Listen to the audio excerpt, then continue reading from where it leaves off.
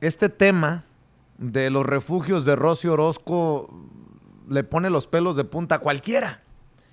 Y sé que han sido insistentes ustedes desde la trinchera de Contralínea. ¿Por qué no hablas de esto que se ha puesto ya como tema en la mañanera? ¿En dónde va? ¿Hacia dónde va?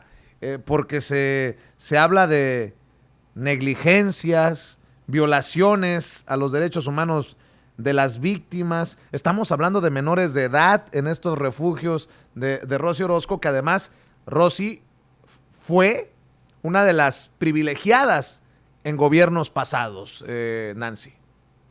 Sí, Vicente, mira, es un tema que a nosotros nos conduele demasiado porque, como tú bien dices, se trata de menores de edad, menores que son pues de por sí vulnerables. Hay que recordar que las infancias son consideradas un sector vulnerable de por sí porque pues no tienen desarrollado ni siquiera física ni mentalmente su cuerpo, ¿no? Entonces, de por sí están considerados como grupos vulnerables, dependen de adultos para pues su sano desarrollo.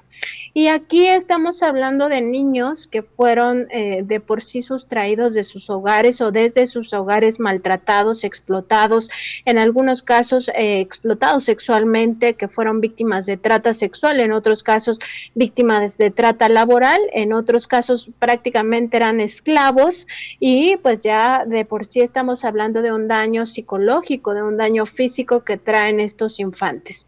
Llegan a estos refugios de la Comisión Unidos contra la Trata, que es la asociación civil de Rosy Orozco, y lo que encuentran es un ambiente de violencia, de revictimización, y todo esto pues no lo digo yo, ya está documentado en el expediente, amplio expediente que tiene la Comisión Nacional de los Derechos Humanos, y ahí en estos espacios, pues en tres de estos menores son abusados sexualmente por otros dos menores de edad que también estaban dentro de estos refugios, pero que ya eran más grandes, de 15 y 16 años. Y estos dos menores que abusan de los más pequeños, de 7, 9 y 11 años, pues tenían un tema con su salud sexual y su salud mental, porque habían sido víctimas de trata sexual. Entonces había recomendaciones específicas que se le dieron a los refugios de Rosy Orozco previamente para su tratamiento. Uno de ellos ni siquiera debía de convivir con los demás infantes por las características de la violencia que había vivido, y específicamente en el expediente de la CNDH se revela que estos dos niños, digamos los abusadores de alguna manera, pero que todos los cinco son víctimas, y así los trata la Comisión de Derechos Humanos y así los debemos de tratar todos. Estos dos niños tenían recomendaciones muy específicas. En uno de los casos, bueno, en los dos casos era tener atención psicológica para que ellos aprendieran a entender el mundo sin violencia, y además que no se convirtieran en agresores sexuales, porque esto ya estaba determinado a partir de los propios estudios psicológicos que se les habían hecho, que como cualquier niño abusado en los primeros años de su vida puede convertirse con el paso del tiempo en un depredador sexual. Entonces tenían que tratarlos psicológicamente y además tener condiciones muy específicas. Y lo que encontraron fue exactamente lo contrario: ni tratamiento psicológico en estos refugios, ni atención de ningún tipo. Los niños eran abandonados todas las tardes y las noches, y además los fines de semana. Entonces hay narraciones terribles, tanto en el expediente de la CNDH como en el expediente que nos entregaron a nosotros, donde narran específicamente que podían convivir durante las noches, que cohabitaban en una misma habitación, que todos se dormían juntos, y pues evidentemente esto derivó en al menos estas 3 violaciones sexuales de las que tenemos conocimiento en la revista Contralínea desde el año pasado, y que hemos estado pues alertando a la autoridad. Y aquí a mí lo que más, digamos, hasta coraje me da es que la autoridad se hace ciega y se hace sorda ante esta problemática y también se hace muda. Y no estamos hablando solo de las autoridades locales, que son el gobierno capitalino y el gobierno del Estado de México, sino también del gobierno federal y específicamente de las secretarías de Seguridad y Protección Ciudadana y la Secretaría de Gobernación.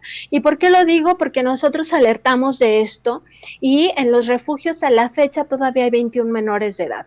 Y no solamente eso, Vicente, sino que la Procuraduría Federal de Protección a Niñas, Niños y Adolescentes estaba pues encargada de revisar qué iba a pasar con estos albergues y lo que está recomendando, y es a partir del testimonio de 2 trabajadores que la CNDH ya dijo que violaron los derechos humanos de estas víctimas porque no, pues ni siquiera reportan que sufrieron violencia sexual, y en el caso de uno de ellos, de uno de los trabajadores de esta Procuraduría Federal, incluso recomienda que los niños sigan ahí cuando ya sabía que fueron víctimas de violencia sexual, y dice pues no corren riesgo a pesar de seguir viviendo con sus agresores en condiciones muy desfavorables para ellos.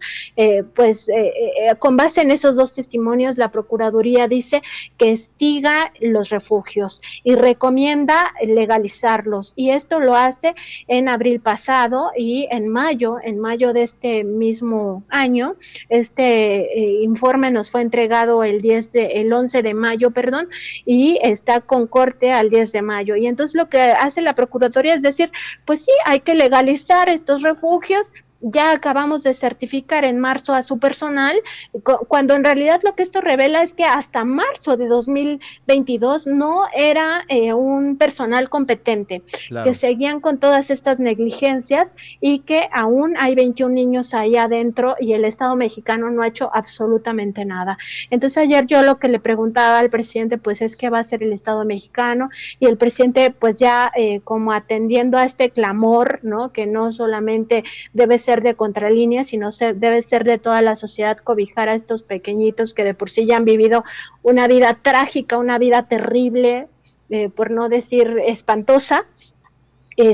Pues que dice el presidente, pues si esto es realmente como lo están narrando ustedes, se van a clausurar. Y yo creo que es una ventana de oportunidad para estos niños, estos 21 pequeños que aún están en manos de estas personas, que a su vez se convierten en tratantes de personas, porque lo único que hacen es explotar a estas víctimas para obtener recursos con donativos, cuando en realidad no les están dando ninguna atención de lo que realmente requieren. Otro tema importante